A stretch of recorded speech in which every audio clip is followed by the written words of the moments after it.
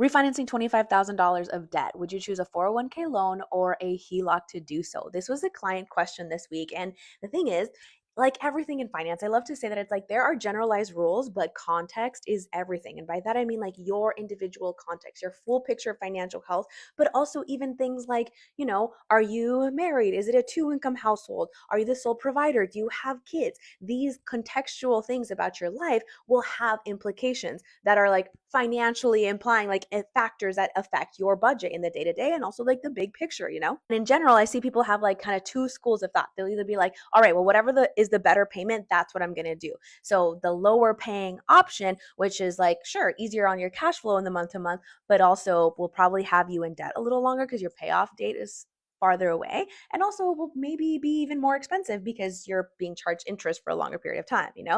So there's that, but then there's also like okay, whatever's the lower APR, that's going to cost me the least amount of money, and that's what we're doing. So you have to balance those things. We have to balance the short term and the long term, apply it to your personal context as well.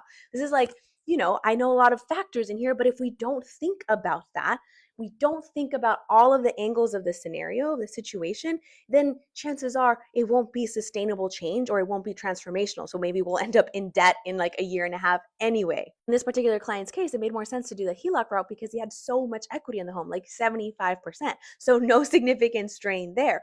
Plus, in the big picture, we're trying to increase his net worth through assets specifically, like through investing, because he's thinking about retiring early. AKA, why are we going to put strain on a 401k when the big picture goal is to like try to work towards early retirement? You see how that doesn't make sense? Moral of the story here is when you're considering debt consolidation, right? Being able to put all of your smaller debts into one thing, one payment, making it a little easier to like manage, and then also tends to lead to a sooner debt payoff because average interest rate will probably be lower. Consider the entire situation, not only your personal context, but also the implications of the short term and on the big picture.